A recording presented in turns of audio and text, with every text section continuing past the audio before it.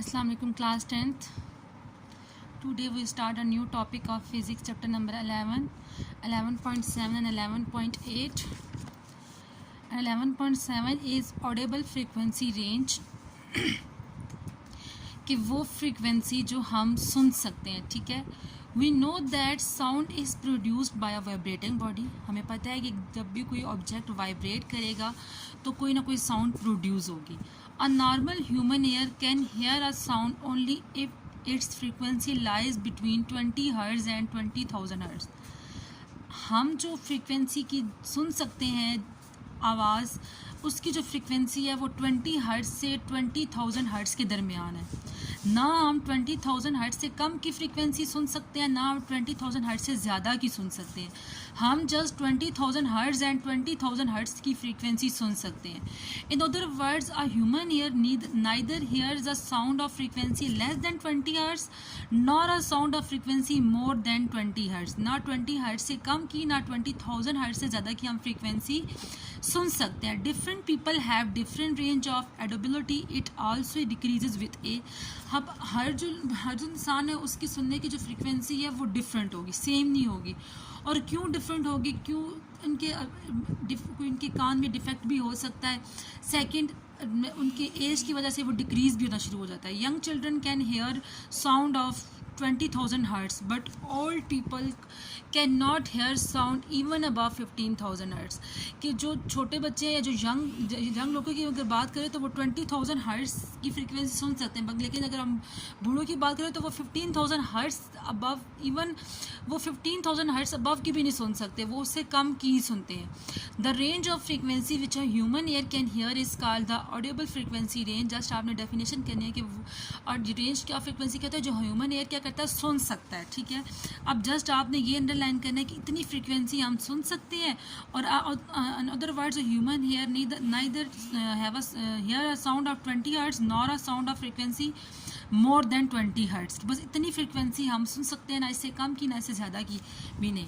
Next है हमारे पास ultrasound. Ultrasound basically जो अप्लाई होता है या बेसिकली जिस तरह उन्हें बनाया जाता है बेस इन फिजिक्स लॉज पे ये बेस कर रहा होता है. ठीक है, अब यहाँ पे हम अल्ट्रासोनिक वेव्स की बात करें कि किस तरह से हम इन सबको यूज़ करते हुए हम जो भी अगर कोई डिज़ीज़ है उसको या कुछ भी हम उसको डिटेक्ट कर सकते हैं. अगर डेफिनेशन पढ़ते हैं फिर उसके बाद आपको आसानी से समझ आ जाएगा. Ultrasound of frequency higher than 20,000 hertz. अब जिसकी 20,000 हर्ट्ज से भी ज़्यादा की फ्रीक्वेंसी होगी which are inaudible to human hear. हम नहीं सुन सकते इस तरह की आवाज़ जिसकी फ्रीक्वेंसी, कि हमने कहा है कि हम 20 हर्ट्ज तक की फ्रीक्वेंसी सुन सकते हैं, 1000 हर्ट्ज तक की फ्रीक्वेंसी सुन सकते हैं, बट उससे ज़्यादा की फ्रीक्वेंसी हम नहीं सुन सकते.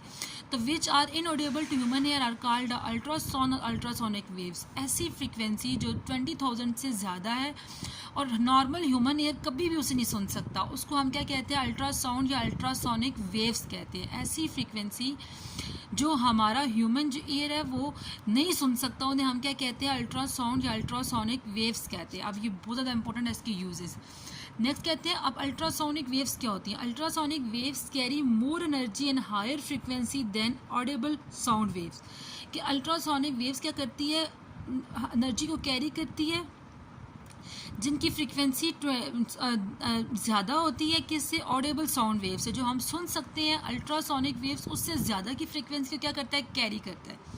फॉर एग्ज़ाम्पल अगर हमने कोई डिटेक्ट कराना है कि किसी भी, जैसे फॉर एग्ज़ाम्पल इतना छोटा सा पार्टिकल है, ये हमें नॉर्मल नज़र नहीं आएगा, लेकिन अगर हमने इसकी वेव लेंथ देखती है तो हम किसके ज़रिए देखेंगे, अल्ट्रासाउंड के ज़रिए देखेंगे. इसके अलावा हमें इसकी वेव लेंथ कभी भी नज़र नहीं आएगी. अब फॉर एग्ज़ाम्पल हमारे पास फार्मूला होता है V=F लैम्डा. अब हमारे पास फ्रीक्वेंसी क्योंकि ज़्यादा है, क्योंकि हमारी जो फ्रीक्वेंसी है वो 20,000 से ज़्यादा है. अब जो स्पीड है वो थ्रू आउट द सिस्टम क्या रहती है, कांस्टेंट रहती है. स्पीड कभी भी चेंज नहीं होती. स्पीड तब फॉर एग्जांपल अगर हम कोई काम एयर में कर रहे हैं, ठीक है, एयर में कोई काम कर रहे हैं, अब एयर में उसकी स्पीड थ्रू आउट सेम रहेगी, लेकिन जैसे ही हमने अगर इसका मीडियम चेंज कर देते हैं, मीडियम हम क्या कर देते हैं, वाटर, तो उसकी फ्रीक्वेंसी क्या हो जाएगी, चेंज, स्पीड क्या हो जाएगी, चेंज हो जाएगी. इट्स मीन स्पीड कब चेंज होती है, जब हम इसकी क्या चेंज करते हैं, इसका मीडियम चेंज करते हैं. अब स्पीड फॉर एग्जांपल v है, ठीक, वी को मैंने 20 कह दिया और फ्रीक्वेंसी को भी मैंने क्या 20 का। अब मुझे ऐसा ऐसा हमने नंबर से मल्टीप्लाई करना है कि अगेन हमें उसकी जो स्पीड है वो 20 दे, तो हम लैम्डा को 1 कह देते हैं। इट्स मीन जो लैम्डा क्या होता है, वेव लेंथ। अब वेव लेंथ कितनी छोटी है और स्पीड कितनी ज़्यादा है, तो इट्स मीन जो हम अल्ट्रासोनिक वेव्स को यूज़ करते हुए छोटे से छोटे पार्टिकल की भी वेव लेंथ को फाइंड कर सकते हैं। Therefore, according to the wave equation v is equals to f lambda, the wavelength of an ultrasonic wave is very small। कि जो वेव लेंथ होती है वो उसकी अल्ट्रासोनिक वेव की बहुत ज़्यादा छोटी होती है, तो it's very useful to detecting a very small object. क्योंकि अल्ट्रासोनिक वेव की जो वेव लेंथ होती है काफ़ी ज़्यादा छोटी होती है, स्मॉल होती है। इस वजह से हम क्या करते हैं कि हम इसमें स्मॉल से स्मॉल ऑब्जेक्ट को भी डिटेक्ट कर सकते हैं, ठीक है। जैसे अब स्मॉल पार्टिकल, अब इसकी वेव लेंथ हम अल्ट्रासोनिक वेव्स के जरिए डिटेक्ट कर सकेंगे, अदरवाइज हम और किसी तरीके से हमें डिटेक्ट नहीं कर सकते। नेक्स्ट कहते हैं ultrasonic waves are used in medical and technical field. कि अल्ट्रासोनिक वेव्स मेडिकल में भी यूज़ होता है और टेक्नोलॉजी में भी यूज़ होना शुरू हो गया। अब मेडिकल में आपको पता है कि जब हमने अपने बॉडी में कोई डिजीज़ डिटेक्ट करवानी होती है तो हम क्या करते हैं, हमारे अल्ट्रासोनिक वेव्स या अल्ट्रासाउंड की मशीन के नाम से भी अब एक मशीन आ गई है जो क्या करती है, हमारे जिस्म के अंदर की जो डिफरेंट ऑर्गन्स हैं उनको हम देख सकती है। उसके बाद तब देखने के बाद हमें किसी स्क्रीन पर वो शो होता है और जो उसके अंदर जो डिजीज़ होती है वो भी हमें पता चल जाती है, ठीक है। और अब जिस तरह हम किडनी की बात करते हैं, किडनी में कितने स्मॉल पार्टिकल्स होते हैं, स्टोन्स हो जाते हैं, जिसे हम कहते हैं कि पथरी हो गई है। अब वो हम किस जरिए से देख सकते हैं कि हम अल्ट्रासोनिक वेव्स के जरिए से देख सकते हैं। जब हम उससे अल्ट्रासोनिक वेव्स के जरिए से देखेंगे क्या होगा, हमें उन स्टोन्स का साइज़ ही पता चल जाता है, उनकी शेप भी पता चल जाती है, तो हम ईजिली उसके बारे में हम उसका जो उसकी डिजीज़ है वो डिटेक्ट कर सकते हैं। In medical field ultrasonic waves are use to diagnose and treat different alignment की डिजीज़ को डायग्नोज करने में और बीमारी की ट्रीट करने में भी हेल्प करता है। For diagnosis of different disease ultrasonic waves are made to enter the human body through transmitter.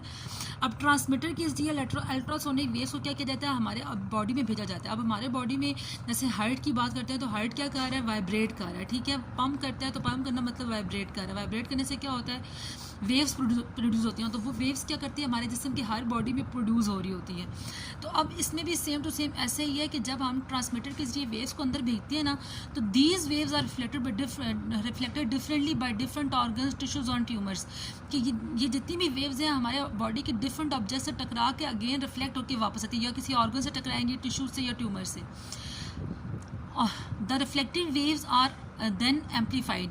अब जो अल्ट्रासाउंड मशीन क्या होगी, वो इन चीज़ें उनको क्या करके दिखाएगा, बड़ा करके दिखाएगा, यानी एम्पलीफाइड मतलब बड़ा करके दिखाना। The reflected waves are then amplified to form an image of the internal organs of the body on the screen. अब ये रिफ्लेक्टेड वेव्स क्या करेगा, बड़ा करके दिखाएगा हमारे अल्टरनल ऑर्गन्स को जो हमारे बॉडी के हैं स्क्रीन पे।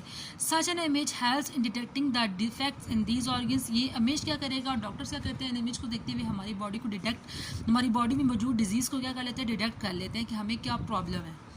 Powerful ultrasound is now being used to remove blood clots formed in the arteries। Arteries के बारे में आप पढ़ चुके हैं बायो में, आपको पता है क्या होता है। अब क्या होता है कि हमारे जो वेन्स होती हैं, हमारे आर्टरीज में खून, ब्लड क्लॉट मतलब खून का जमना।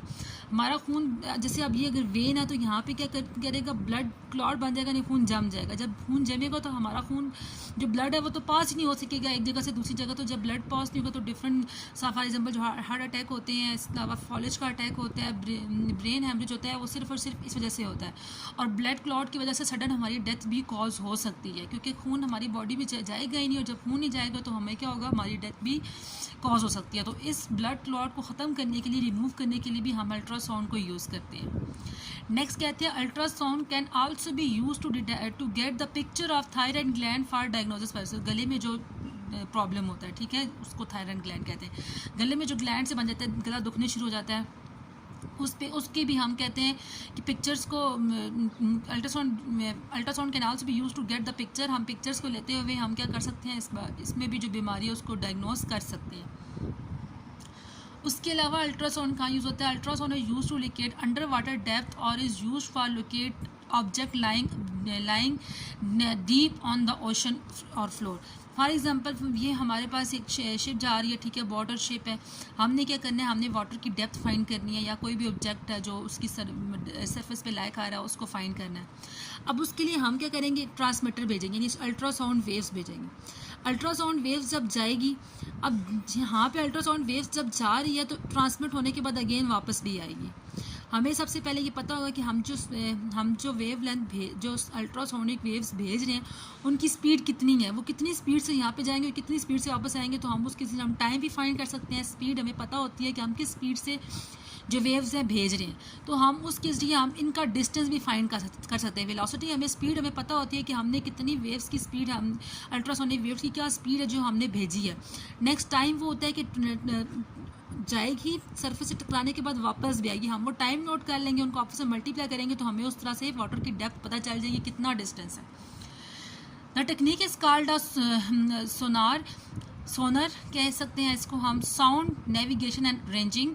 The sound waves are send from a transmitter and receive collects the reflected sound, के रिसीव कैसे किया जाता है, जब वो रिफ्लेक्ट होकर वापस आती है।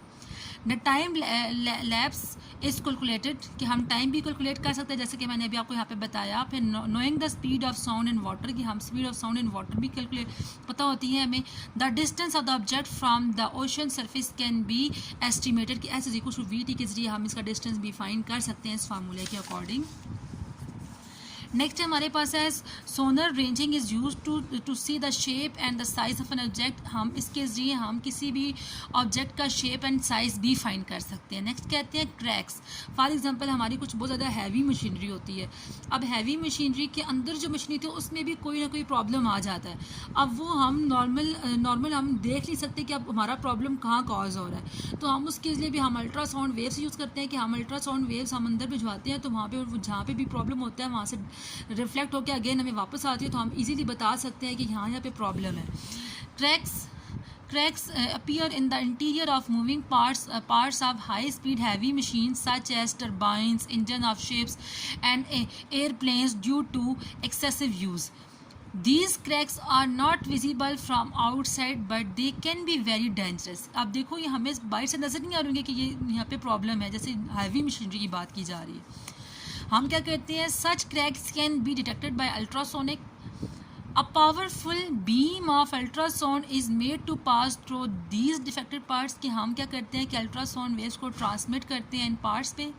While passing these waves are reflected by surface of these cracks and flaws in the brakes, यानी जितने भी ये जो हमारे पास अल्ट्रासोनिक वेव्स हैं, जब हम इन्हें ट्रांसमिट करते हैं अंदर, तो ये डिफरेंट जब पास होती है तो वहाँ से जो उनके क्रैक्स होते हैं या फ्लॉज होते हैं वहाँ से टकराने के बाद क्या करती है, वापस आती है, ये रिफ्लेक्ट होती है। The comparison of ultrasonic waves reflect from cracks and from the surface of these parts can be clue of the existence of the crack। तो ये हमें ये बताती है कि कहाँ जब वो वहाँ पे जाती है अगेन रिफ्लेक्ट होकर वापस आती है, तो ये रिफ्लेक्ट होकर हमें पता चलता है कि कहाँ पे हमारा प्रॉब्लम एग्जिस्ट कर रहा है।